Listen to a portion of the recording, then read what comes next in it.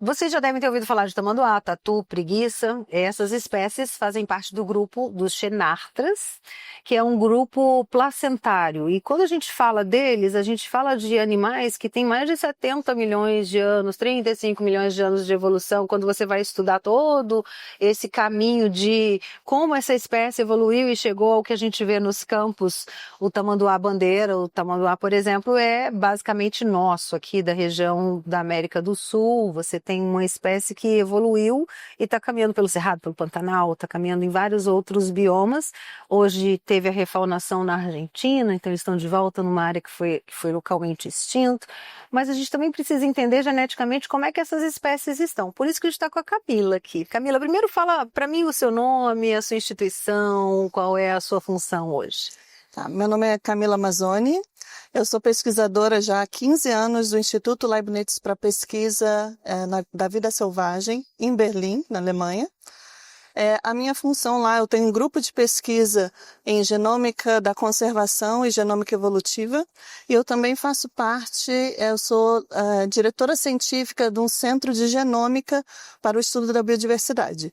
Tá, e como é que é essa genômica para o estudo da biodiversidade? Como é que funciona? Bom, eu acho que isso fica fácil de entender quando a gente imagina como a genômica é pra gente, que na verdade a genômica revolucionou o que nós sabemos sobre o Homo sapiens, né? Sobre nós mesmos. Então, hoje em dia, a gente pode saber muito sobre condições de saúde, condições genéticas, até propensões que nós temos, né, como preferências. E, ao mesmo tempo, podemos saber sobre a nossa ancestralidade, né, de onde viemos, que misturas temos. E tudo isso você pode transferir para outras espécies também. Se você obter o mesmo tipo de informação genética ou genômica de outras espécies, você pode fazer praticamente as mesmas perguntas que se faz para os Homo sapiens. Mas qual é a diferença da genética para genômica? Muitas pessoas confundem. Muitas pessoas confundem e é complicado mesmo, porque a genética ela é um fator de hereditariedade. Então, na verdade, a genética, você não precisa ter DNA para estudar genética, né? Você estuda, lá voltando para Mendel, né? Essa ideia de como que os elementos, os fatores são transmitidos de geração para geração, né? E isso pode ser também do ponto de vista do fenótipo, né? Do que é expresso. Mas a genômica fala especificamente do DNA. Então, qual é o conteúdo do DNA, quais genes estão lá, quais funções esses genes têm, como eles são expressos, né? Então, essa é a parte da genômica em si. Vamos começar pelo tamanduá-bandeira? Vamos. Como é que está? Bom, o tamanduá-bandeira, assim como todos os xenartras, e, na verdade, eu vou até voltar, porque a superordem Xenartra é a única superordem que é exclusiva da América do Sul. Sério?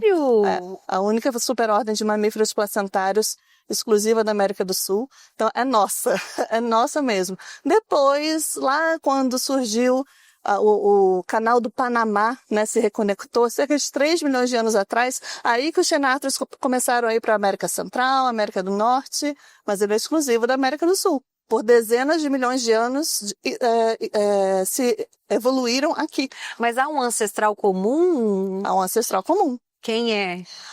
Bom, essa pergunta... De milhões. Essa pergunta de milhões é a pergunta que vai demorar para a gente responder, mas eu acho que vai chegar lá, né? Quando a gente fala, principalmente do tatu, eu lembro do Gliptodonte, né? Aquele grandão que parecia um tatu gigante, um fusca, que foi extinto, e que a gente encontrou fósseis na América do Sul, né? Teve no Brasil, na Argentina, e ele realmente pode ser um ancestral dos nossos atuais tatus?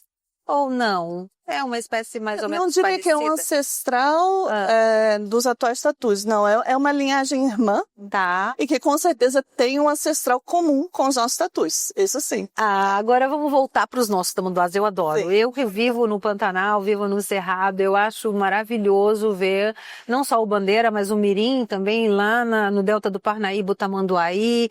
O que vocês já conseguiram conhecer mais dessa espécie, fazendo todo esse trabalho do genoma dos tamanduás? Os genomas do tamanduá-bandeira, a gente só está começando. Porque, na verdade, existe a tecnologia que nos permite sequenciar genomas completos, é uma tecnologia muito nova. Ela foi desenvolvida, eu diria, nos últimos 5 anos, e só agora ela está chegando no Brasil.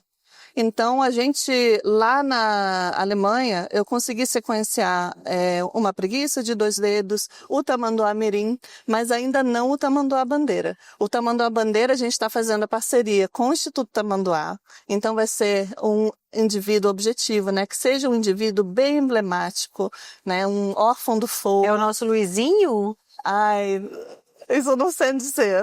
A carinha dela, ela sabe, mas não pode falar ainda. Quando eu falo do nosso Luizinho, gente, é que eu acompanho o trabalho da Flávia Miranda e a equipe dela no Instituto Tamanduá, e o Luizinho foi um dos tamanduás resgatados no ano passado, de 2024, nos incêndios lá na Caimã, teve as patinhas queimadas, passou por todo um trabalho, toda uma reabilitação, e depois ele foi solto com sucesso, né, na natureza. Ele voltou para o mesmo ambiente, no mesmo lugar onde ele foi resgatado, e assim, pra gente que trabalha com conservação, ver um animal que sofreu tanto, que conseguiu fugir do fogo, que com a ajuda dos pesquisadores foi recuperado, está de volta na casa dele, já é uma alegria muito grande. E eu estou torcendo para que ele seja o seu tamanduá zero, né, para fazer esse sequenciamento. Mas na preguiça, o que vocês encontraram? Bom, nós sequenciamos 2 preguiças, na verdade. Primeiro, uma preguiça de 2 dedos, já há alguns anos atrás, e através também de uma parceria com o Instituto Tamanduá, porque agora eu faço muitas parcerias com o Instituto Tamanduá, eles são extremamente competentes, não só no processo de conservação em si, mas a parte científica. E eles coletam as amostras de forma sistemática, o que é perfeito para a genômica, porque eu preciso de amostras que foram coletadas, né, com qualidade, que foram mantidas para que eu consiga sequenciar o DNA. Bom, desculpa te interromper, porque eu fiquei curiosa. O que é uma amostra de qualidade? É o sangue? É o pelo? Precisa estar numa temperatura ideal? Até chegar nas suas mãos, você está em Berlim? Como é que é uma logística muito grande, né? O que seria? Como tem que ser esse trabalho do campo até chegar no teu laboratório? Você pode imaginar que uma vez que a célula morre, então quando a gente retira qualquer coisa, né, até o sangue, quando faz aquele swab, né, de saliva, a célula vai morrer, às vezes mais rápido ou vai demorar um pouquinho mais, dependendo de se você colocar ela em algum tipo de preservativo. Mas quando a célula morre, o DNA começa a se degradar imediatamente. Então, precisa de algum tipo de refrigeração, de preferência o que a gente chama de criopreservação. O nitrogênio. Nitrogênio líquido, por exemplo, né? Então, onde você congela, ultracongela em temperaturas muito baixas, aqui chega a menos de 100 graus. E menos de 100 graus. Menos de menos 100 graus. Exatamente. Então, e que praticamente vai congelar o DNA e as células do jeito que elas estão. Né? E nisso não degrada o DNA. Isso quando eu preciso de um DNA que a gente chama de alto peso molecular, que é o DNA onde os filamentos, vamos dizer, ainda estão muito longos. Né? As fitas de DNA ainda estão muito longas para a gente poder fazer esse sequenciamento sem quebrar o DNA em pedacinhos muito pequenos. E aí, até chegar em Berlim, qual é o caminho? Bom, aí tem alguns caminhos. Normalmente a gente faz o envio, né, através de alguma empresa especializada, né, com carga biológica, essa coisa claro, toda, você precisa de todas as licenças, você precisa preencher vários formulários. Dois é uma burocracia bastante grande, mas assim, nós já fazemos isso há muitos anos, então temos esse processo todo. É tudo também adicionado ao Sistema Brasileiro de Recursos Genéticos, o CIGEN. Então, o governo, né, ele tem toda essa documentação sobre esses dados que a gente está gerando sobre a fauna brasileira. E, bom, como você pode enviar? Se você não precisar de um DNA super preservado, pode colocar em um preservativo que só vai manter ele, né? Ele vai degradar aos pouquinhos e enviar quase que a temperatura ambiente ou com o que a gente chama de gelo azul, né? Só para manter geladinho assim. Mas quando eu preciso de um DNA preservado, eu tenho que enviar de preferência em gelo seco. E é um processo complexo, né? É uma logística bem complexa. Voltamos à nossa preguiça. Como é que foi esse trabalho? A preguiça, então. Nós fizemos primeiro um genoma de uma preguiça, que na verdade o DNA até estava degradado, porém, nós, dentro de um projeto novo na Alemanha, nós desenvolvemos a tecnologia um pouco mais e conseguimos sequenciar o genoma inteiro, né? Um genoma completo e de qualidade dessa preguiça, que é uma preguiça, que é a preguiça de coleira. Então, e com algumas amostras do Instituto Tamanduá, fizemos um piloto com amostras da Bahia e amostras do Rio de Janeiro. E nessa sequenciamos o genoma de novo, mas agora não completo, o genoma quebradinho, mas como tínhamos uma referência, nós simplesmente mapeamos todos esses pedacinhos contra a nossa referência, né? A referência era um indivíduo representando aquela espécie e agora mapeamos novos indivíduos. Nisso, a gente recuperou a variabilidade genética desses outros indivíduos. E o que nós vimos, além de algumas coisas interessantes, como reconstruir o tamanho populacional, ancestral, sabe, várias coisas que nós, na pesquisa genômica, fazemos, eu acho que a coisa mais emblemática foi o fato de que nós vimos pedaços do genoma onde a variabilidade genética foi varrida, né? Não, pedaços do genoma sem nenhuma variabilidade genética. Isso significa o quê? Isso significa que esses indivíduos têm consanguinidade, eles são aparentados, o que normalmente acontece quando as populações diminuem, principalmente drasticamente, né? Nesse caso, a gente viu que os sinais antigos, né, de 50, 100 anos atrás, não demonstravam esse tipo de consanguinidade, mas os sinais dos últimos 30 anos, 20, 30 anos, sim. E isso quer dizer que elas provavelmente estão no processo de fragmentação do habitat, que está fazendo com que elas percam conectividade entre, né, esses fragmentos, e o que acontece é que elas começam a se reproduzir entre si, indivíduos aparentados. Eles não conseguem dispersar. Então quer dizer que no DNA, do que você analisa no sequenciamento, você consegue inclusive ver o impacto do desmatamento? Conseguimos ver o impacto do desmatamento.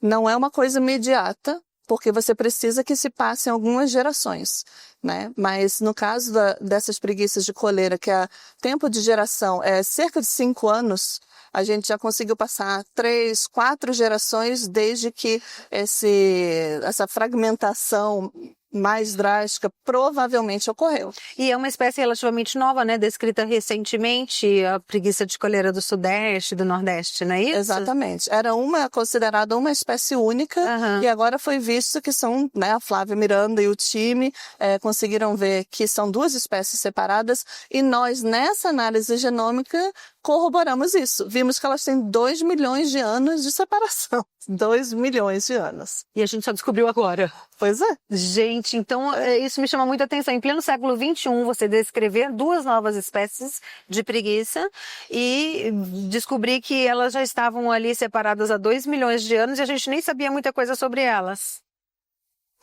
Eu até diria, dentre as preguiças, aquelas da Mata Atlântica são as que nós mais conhecemos, porém ainda conhecemos muito pouco.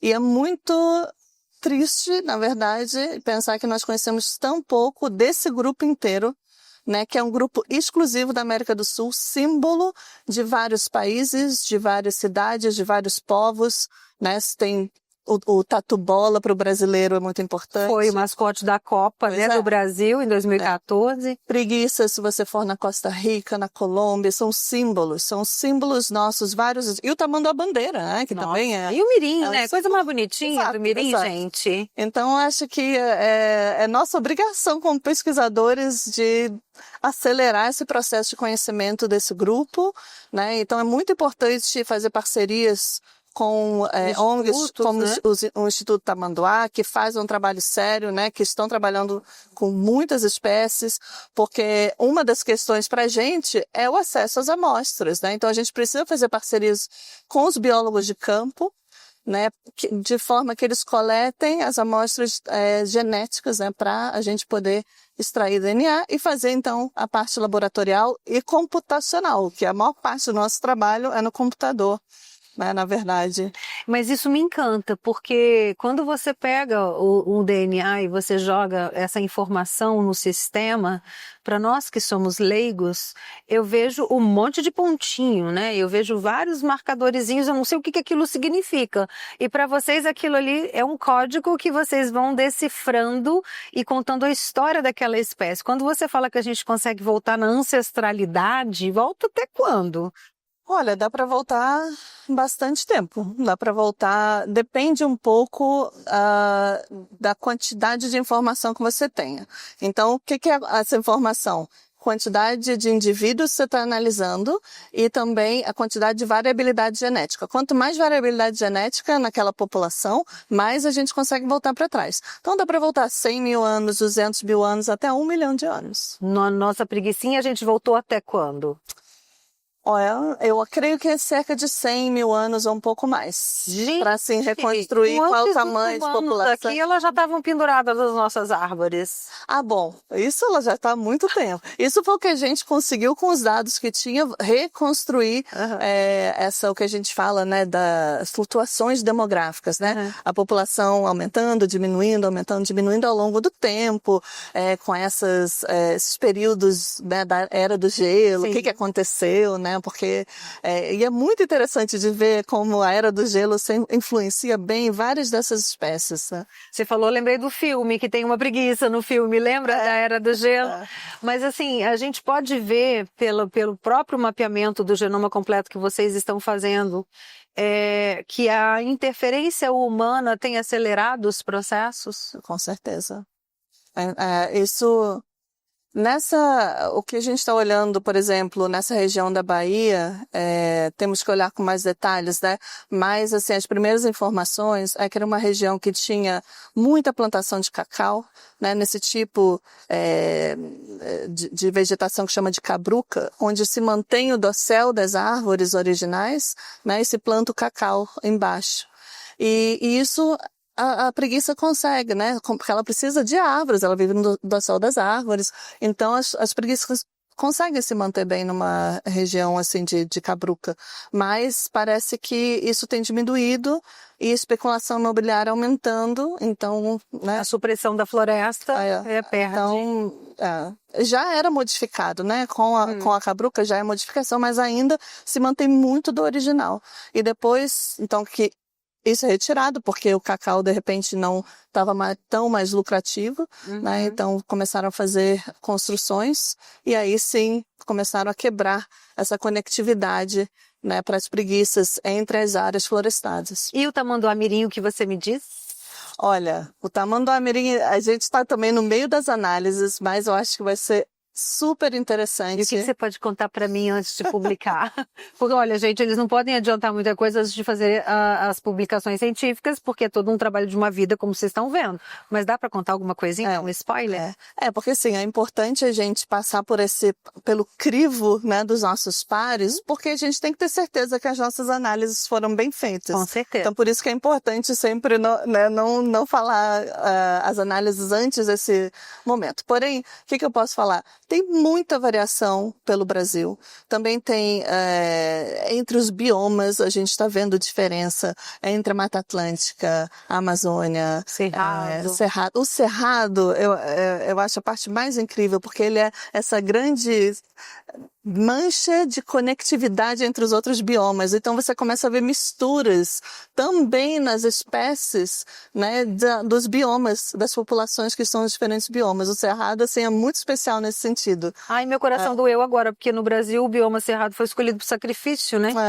Para dar lugar à agricultura e pecuária. Então, se ele tem essa função tão importante de conectar, se ele não existe mais, aí você está interrompendo um processo natural riquíssimo. Isso aí eu não sei realmente qual consequência teria se quebrar essa conectividade, principalmente para essas espécies, né, que realmente interagem e circulam. Circulam entre os biomas, né? Agora, com essas informações que vocês têm, qual é a importância até para a tomada de decisão mesmo, para as estratégias de conservação? O que eu posso fazer com essas informações todas que vocês têm com esse genoma, não só do tamanduá-bandeira que vocês estão fazendo, da preguiça de coleira, do tamanduá-mirim, porque é uma informação técnica que está dentro da academia, que está ganhando informação nas reportagens, mas que não chega para o grande público. Sim. Mas os tomadores de decisão podem encontrar aí importantes suportes e subsídios para tomar decisão, né? Olha, primeiro, por sorte, na Convenção da Diversidade Biológica, na última COP que teve, foi adicionado, né, tem um novo que chama de framework, né, de Kunming-Montreal, global, que é um processo onde um acordo entre todos esses países, né, que fazem parte desse acordo, de fazerem relatórios sobre a biodiversidade, né, e o que está acontecendo, porque eles têm uma obrigação de preservar e restaurar até 2030 num determinado nível e até 2050 muito mais. E eles precisam reportar para a Convenção da Diversidade Biológica, e diversidade genética entrou lá para as espécies selvagens também, porque antes eram só para as domésticas e aparentadas, mas agora todas as espécies. A gente tem que manter a diversidade genética para que elas tenham chance de sobrevivência, né? Com os habitats em alteração, né? Seja pela mudança climática, seja por alterações causadas por nós mesmos, né? Tem muita pressão nessas espécies. Muitas vezes isso traz novos patógenos, novas doenças. E enfraquece, se eles né? não tiverem uma diversidade genética, né, pronta para reagir a essas alterações, as espécies vão desaparecer rapidamente. Então, uma coisa que a gente pode fazer é já conseguir ver se essa diversidade genética está existente, se ela existe da mesma forma como antes, se ela está em queda, se, por exemplo, os indivíduos, né, estão começando a ser mais aparentados com essa consanguinidade que eu comentei, que isso também causa uma perda acelerada da diversidade genética. Então, isso é um tipo de informação bastante importante e que pode trazer um alerta para diferentes espécies para o governo, porque imagina, até pouco tempo atrás, a gente não tinha como contar quantas preguiças tem numa floresta. Você quase não consegue enxergar as preguiças, faz parte da biologia delas, fica Esse escondido. mimetismo, né? Ela fica bem escondidinha. Agora a gente tem drone termal. Agora temos drone termal. Finalmente vamos poder contar preguiças. Uhum. Mas imagina você fazer isso para todas essas populações. Então, principalmente se a gente conseguir aliar drone termal, né, que é contar, fazer o censo, com análise genética para entender se os números de indivíduos, né, tá no número suficiente, assim como a diversidade genética está num valor suficiente, vamos saber sobre a saúde dessa população e também o grau de sustentabilidade dessa população no futuro. Então, essa associação entre genômica, né, e essa parte ecológica é muito importante. Obrigada, Camila. Tanta coisa que a gente vai aprendendo, né? E o que mais me encanta é ver a tecnologia aliada aos processos de conservação. A gente falou de drone termal, a gente falou dessas análises todas em laboratório que a equipe da Camila faz em parceria com a equipe de campo do Instituto Tamanduá e de outros institutos que são parceiros, que fornecem as amostras, que fazem os relatórios, que fazem o monitoramento de campo. Então, a gente vê que existe tecnologia, existe conhecimento científico, o que a gente mais está faltando mesmo é tomada de decisão, né? O que falta agora também é a disseminação desses resultados, a transferência desses resultados para os não especialistas, e isso com certeza vai ser a próxima etapa do nosso projeto, né, onde a gente vai investir bastante agora, porque na comunicação. Não adianta ficar só no mundo científico e de publicações, a gente tem que transferir e traduzir esse conhecimento. Conte comigo então, que essa é a minha área. Ótimo, ótimo. Muito obrigada, viu? Obrigada a você, Cláudia.